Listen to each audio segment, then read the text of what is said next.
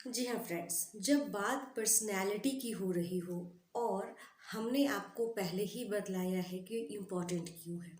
For example, अगर हमारा बच्चा स्कूल में पढ़ता है और अगर टीचर और स्टूडेंट के बीच में एक बॉन्ड बन जाए तो वो कितना अच्छा होगा। ये बॉन्ड कब बनेगा? ये बॉन्ड तब बनेगा जब एक टीचर अपने बच्चे को बहुत अच्छी तरह से समझ सकते हैं। क्लास में अगर 40 बच्चे हैं, जरूरी तो नहीं है कि 40 बच्चे एक जैसे हों, एक जैसे उनका बिहेवियर हो, एक जैसे वो उनकी सोच हो, उनका जो थॉट प्रोसेस हो वो एक जैसा हो।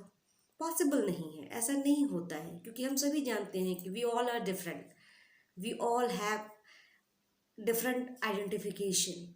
तो ये कैसे पॉसिबल होगा? इसीलिए पर्सनैलिटी प्रोफाइलिंग इम्पॉर्टेंट है।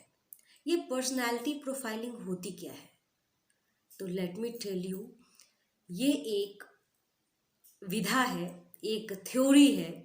जो थ्योरी 1920 में 1920 में सेकेंड वर्ल्ड वॉर के बाद हमारे जो एक साइकोलॉजिस्ट थे, डॉक्टर विलियम मार्टसन उनका नाम था, उन्होंने इस थ्योरी को हमारे सामने रखा था। उस थ्योरी से हमें पता चलता है, उन्होंने डिवाइड किया था चार तरह के लोग हैं दुनिया में, चार तरह का स्वभाव है, चार तरह का व्यवहार है। उनको उन्होंने डिफरेंट तरह से समझाने की कोशिश की है। इस पूरे सेगमेंट में मैं कोशिश करूँगी कि छोटी छोटी बातों को भी आपके सामने ला सकूं। और आज का यह अभी का जो वीडियो है वो आपको जस्ट एक इंट्रोडक्शन है पर्सनैलिटी के बारे में। आपको अगर पता चल जाए कि मेरा बच्चा, अगर आप माता पिता हैं, पेरेंट हैं आप, अगर आपको पता है कि मेरा बच्चा किस स्वभाव का है, तो उसको मैनेज करना कितना आसान हो जाएगा हमारे लिए। हमें तकलीफ़ नहीं होगी। अगर वो शैतानी भी करेगा तो हम उसे उसकी तरह से उसको समझा सकते हैं। हमारा बच्चा अगर रूडली बात करेगा तो भी हम उसको उसके हिसाब से उसको समझा सकते हैं। कितना आसान हो जाएगा।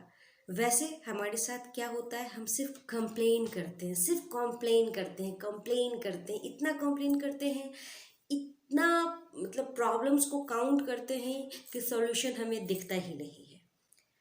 तो अगर इन छोटी छोटी चीज़ों से अगर हमें उनके बारे में पता चल जाए तो कितना आसान हो हम पेरेंट और किड्स के बीच का रिलेशनशिप बॉन्ड को स्ट्रॉन्ग करने में। सोचिएगा ज़रूर, और अगर रिलेटेड कोई सवाल हो तो डायरेक्ट मैसेज करिए, जवाब मैं दूँगी। Thank you so much.